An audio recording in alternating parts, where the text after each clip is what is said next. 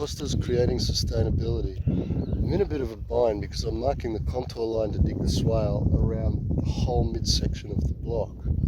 And here I've marked a contour line, something that can fit in between that tree and the rock walls. Here I've got just over 1 metre in drop, and the contour line goes right through the centre, and it goes between the tree and those rocks and then to the second tree and finishes there. My dilemma is this drop at 1.5 metres has to be smoothed out. You can't just dig the swale up to it and then drop the dirt over the top of the stone, because you want it to soak in, but you don't want the water that's held within the swale to wash the wall away. So I'm going to take out the rock, then smooth it so it's a nice slope, might even be a nice slope, and then work out my new contour lines and get the bulldozer to dig that in and put some extra dirt in the mound that we find along the swale. You know, the aim for the water is to actually create the longest, widest contour line from your highest boundary. Anyway, the challenges are big rocks, costly, trees, don't want to remove them, I've only got 2 on site, and walls, which are, gosh, they're said to be 150 years old, these walls, so we don't want to knock them down. But it looks like I might have to around the block a bit further. Anyway.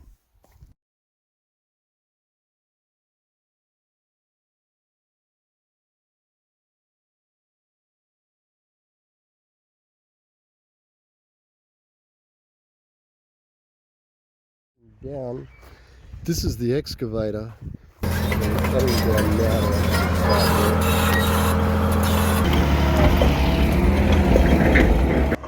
We've just started work on putting a road up from the bottom left corner, which is going to double up as water catchment for the swale. This is all pretty well on contour. There's a really tiny slope, so there's going to be very, very small amount of erosion.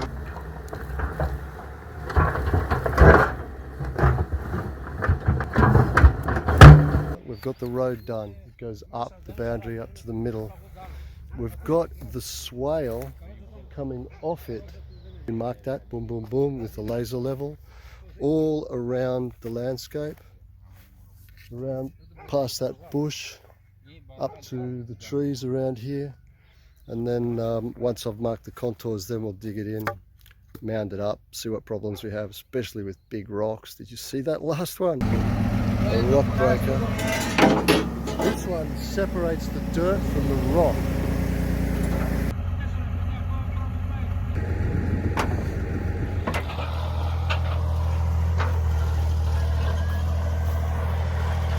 This would be the toughest corner because it's all rock, and there are some big ones in there, so we'll see how that goes. So far it's looking good. We've got the swale around the contour.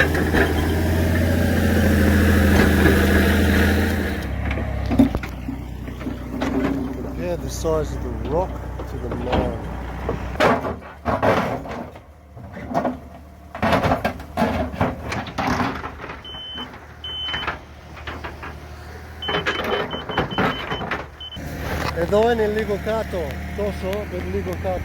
You know, when you take this plot of land from the bottom and look up, all you see is wall, wall.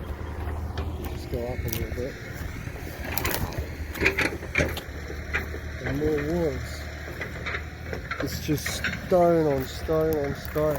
All this stuff was put in about 150 years ago. And the guys that did this, after seeing what a massive machine is having trouble doing, look at these poor bastards who did this. My God.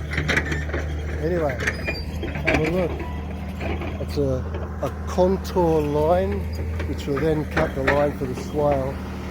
And we're going up to that post.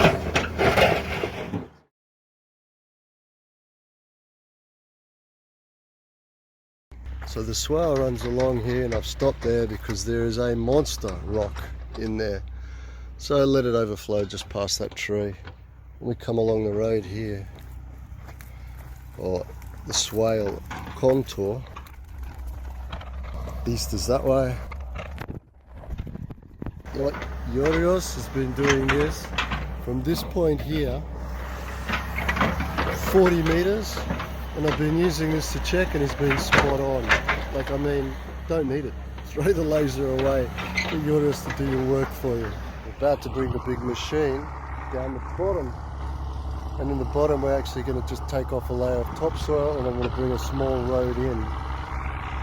This is the pond section. So today, day 2, I'm planning on finishing off this, coming in and building and digging out that. And I'm going to put a hole in the driveway there.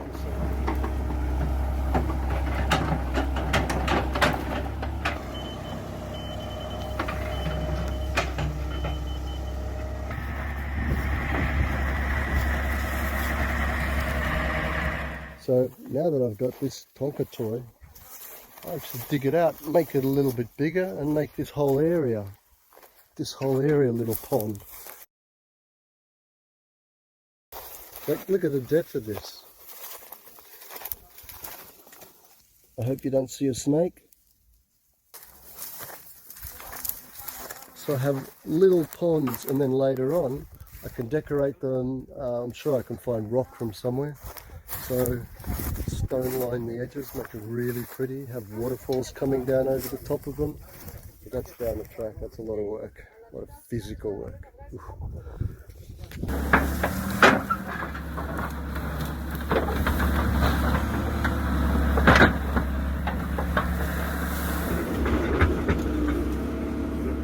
And I've got a small pond. That there was the level of bedrock, so we just dug this in, and the water flows, you can see the flow. So later on, when I actually grow quite a few, and in this case I'm actually aiming first of all the nitrogen fixes, then in along here I'll have shading trees, different types. I'll also have food producing trees. I might even put a deck out there, fix the little house up, and turn this into a really pretty place that's not only pretty, but it harvests water off the street. So water harvesting, soil production, ecosystem restoration, bring in all the wildlife, grow trees, put placements in little homes for bats and such things to cut down for the mosquitoes, and hopefully turn this into some kind of eco-wilderness in time, and food production. So here's the hoping. Wow, that's 100 years old. So this little house, the little square down here is for squashing grapes. So down there, this old house, I won't show this gentleman's face, but his grandfather had this a lot too. But he also had goats up here, so he would herd the goats up. He would settle here, he'd grow grapes out. So this was a little home. Poli Omofo, very beautiful. I've got day 1, an access road up the top of the property, the contour swale all dug up into this tree. Day 2, I've come and got this pond dug out, got tons of soil, and got my first pond. So pretty successful 2 days.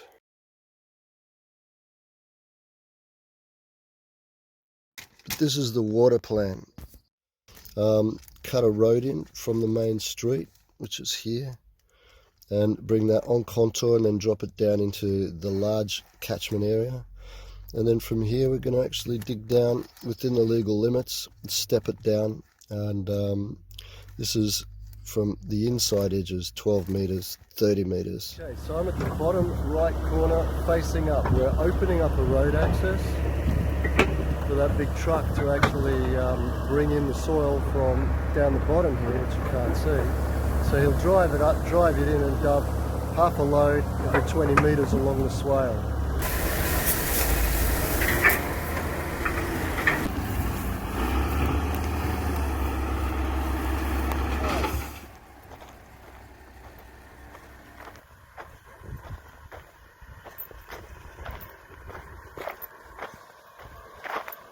Well, that's the last load of topsoil. There'll be the finishing touches.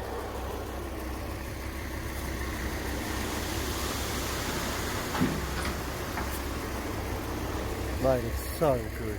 It's so good.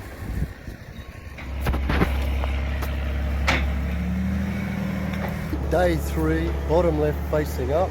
This is the pond.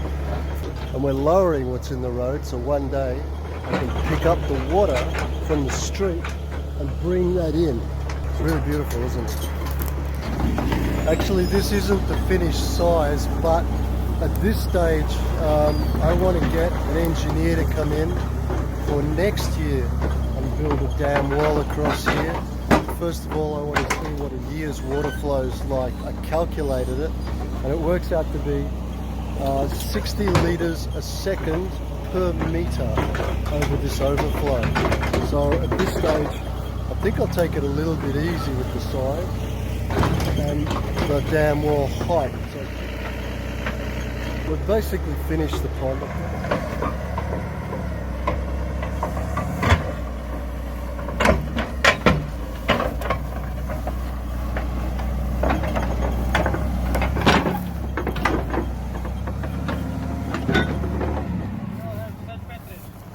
Πέτρες εκεί. Καλό, ναι, θέλω.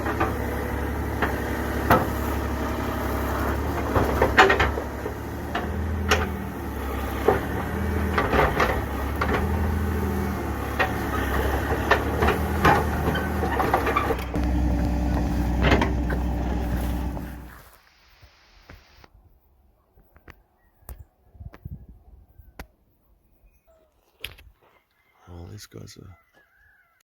I just bought a new rake so I can rake down the top of the swale, and got this handle and figured rather than getting splinters, what I do with all of my hand tools is I'll sand them down and then wax them. That keeps them protected for ages, so if you forget your gloves one day, you can use this and you don't get blisters.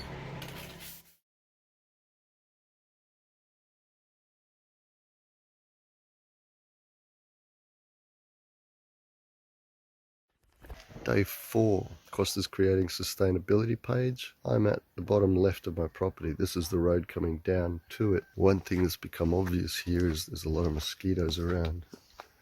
There are also bats. I've been asked, why put a pond in? Why have water on site? Is there any functional use out of it, especially if I'm not going to be pumping it up to the top of the property? Because I haven't got electricity and I have no desire to pump it up. Well, the answer to that for me is the more water you have on site, the better. From a permaculture perspective, anything from 15% up is a good thing. Basically rehabilitate the landscape with the volume of water that we've got here, protect it with the trees, which will hopefully then bring in species of animals that are struggling a little bit that can now stay here, because this will be a bit of a sanctuary. Pretty rocky, huh? There was only one rain this season, and look at the evidence of water coming through. I've been finding these little puppies around and planting them. I've got 2 machines today, so it's just madness. We've got this JCB or backhoe, and down the bottom we've got the monster truck. I'm putting a tank up here where he's dumping, and we're going to have a channel or a canal from the road coming here down the side, so the water doesn't run over the paddock anymore, but it's going to run down the side, and all these big rocks, these human-sized rocks, are going to be lined up along the edge. So later on, if I want to build a wall or a rockery or a little ponds that trickle down the hillside, then I've got the stone in place ready to go. So move it once, don't waste any. So at this stage we're moving that dirt over because I got it wrong and I put the dirt on the wrong side of the road, and we're basically getting all this rubbish and we're going to level it out and make this whole area smooth. Top right hand corner facing up, this is what day 4 looks like. We've cut in a channel for the mountainside road water runoff to go down into this channel. It'll run down the fence line. We've cut a road here I have an entry road that instead of going straight down and having water run down and rip it out, it's going across here on contour, then it's going down slightly, then down the ridge line, and then back on contour, down the left-hand side of the block.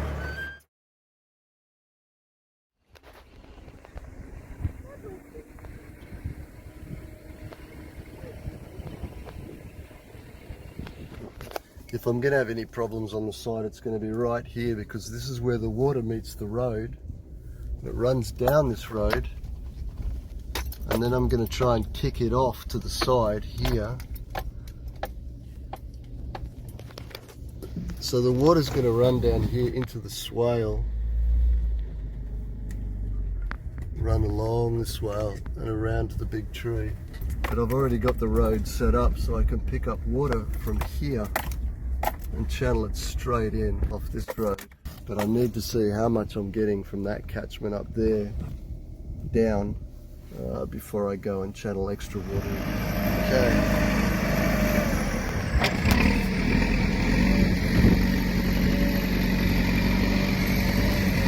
Swale is nearly finished. Wow, look at the size of this thing. I have a small open bay here, so I want to use the stone. I have a bit like that, and then make a nice seating area here and put a Sydney fig here. So I have a giant tree with a broad spread and a beautiful canopy. So this will be a lovely sitting area which will be looking down over the valley, over the water, over the pond or the wetland. So we move along the swale, big enough to stick a machine like that in, and or the smaller cousin. And we have another small area here to sit. Now this is the windy section. So I'm now digging little swales on contour down the bottom, and every 2 meters I'm going to plant eucalyptus. So that is going to be my windbreak. It's also a bit of a fire hazard, but all the other trees that are going down the swale, down along here, are going to be mostly food trees. And they're fire resistant. So I've cut these trenches on contour and dug holes in them. So this, in the space of about 6 car spaces, is going to be around 15 eucalyptus trees. Plant them close so they compete with each other. So instead of spreading out like this, they grow up tall and slender, and they're fighting for light. And so when they do that, they create poles. And the nice thing with Australian eucalyptus is you can coppice it, meaning you can cut it at the ground in 7 years, and then that's going to grow up again to a full tree, which is coppiceable again in another 7 years. You can do this 7 times, so you've got 49 years of continuous timber growth for hardwood timber. And instead of taking it all out, you take out half and then let that grow while the other one's growing. So every 3.5 years you can get a harvest. Up the top left facing up, it's underneath this tree where I've cut in the holes for the 15 or so eucalyptus trees. We've got a little road coming down. Now this section here is where the water flows when it rains. So it's going to come down here, come through here, come down this road, and then hook into where the reeds are. So I've got a little mound, got a mound here to stop the water from coming over. Just push it down that way. And then all of this I want to smooth out and cover it in grass seeds and such things, so when the rains do come, the seeds will sprout, put in hairnet roots, and lock up the soil, so hopefully don't get any erosion problems. We've just smoothed it out. We're finishing the entry driveway now, which just goes nowhere really. I'm not going to drive up there, I'm going to plant it. And I think our work is done. Up the top, I think he blew a hose. I haven't seen him for about 20 minutes, so we'll see what happens.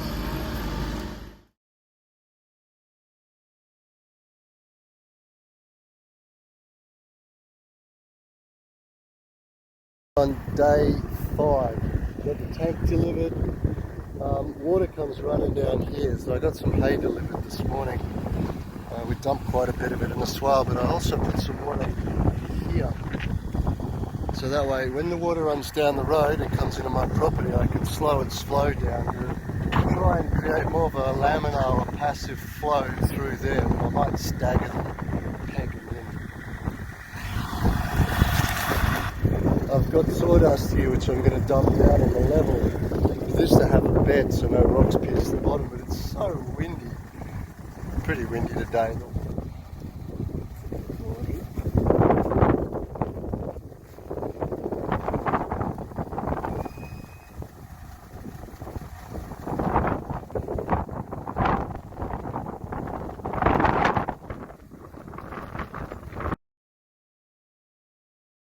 Day 4, I'm getting some hay delivered. I'm going to put a bit of a garden in here just to grow some veggies.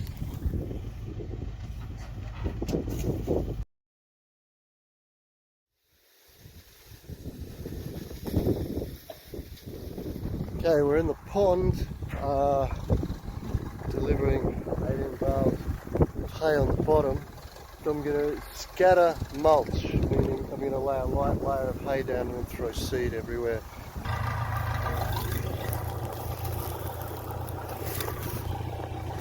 Hello.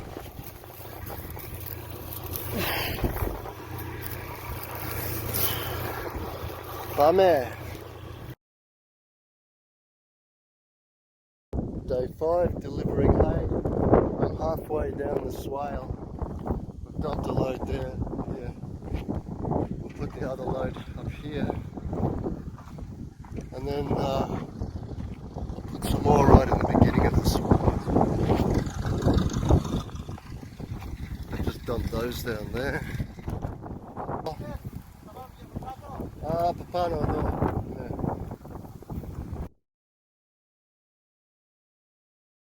Check out this beautiful place. We've got a freshwater stream that comes down. It looks up at the saltwater and just over here to the boat stuff. Look at these guys all feeding. They're just waiting here for some nutrients to turn up. And they've got some local ducks here that just love it, so you've got to watch your step. You've got duck shit everywhere.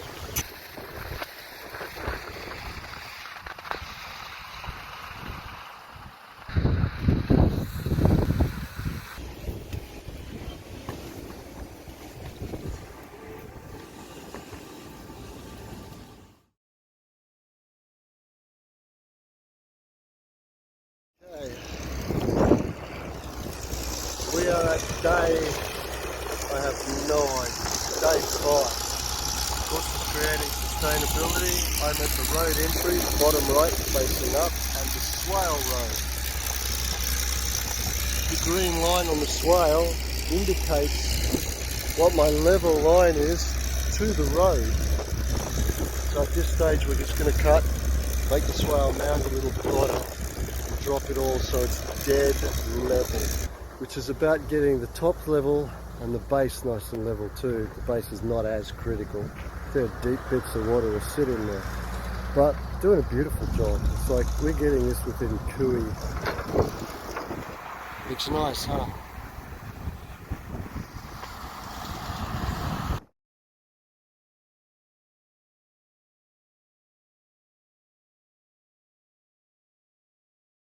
This is Kostas creating sustainability. I put a tank in. The question is, why here? Why this size? And why have a tank at all? So I'm putting a 10-ton tank in here. And the reason it's 10 ton is that's the biggest tank that can be fitted on a boat to get over here. Or I put in cement, can't do that without permission. Or I put a well in, can't do that without permission. So I'm stuck. I actually have to get water in. The 10 ton, well, 20 ton of water costs 70 euros. So it's not too expensive. So the tank is going in this high position. This is the front of my block. So even when the water level is down to about a foot, I can still water from the very top to the very bottom of my property. Okay, we have water.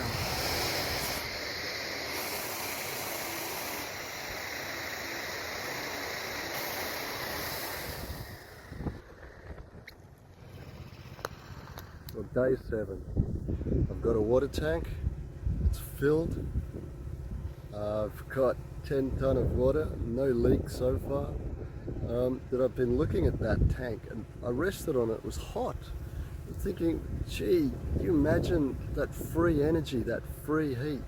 If in winter time, and that or another one is next to my house, and I can have doors that close and open facing south in this case, or north in Australia, to the sun, where you put insulated reflective foil on the inside of the door so you can open it, reflect all the sun's heat onto the barrel, heat the barrel and use that heat somehow to warm your house. I'm going to think about that one a little bit.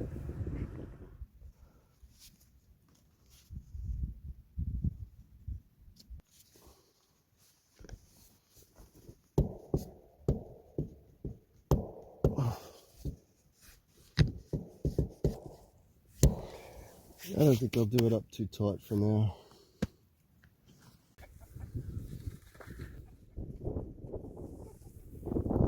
Listen to this.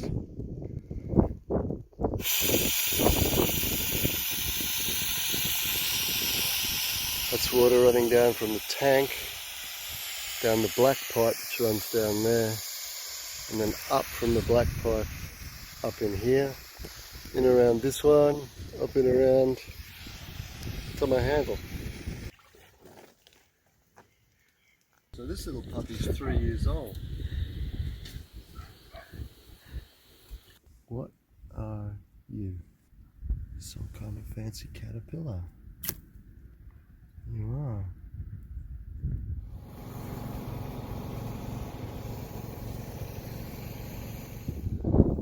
He had an extra 3 tonne in his truck he wanted to dump.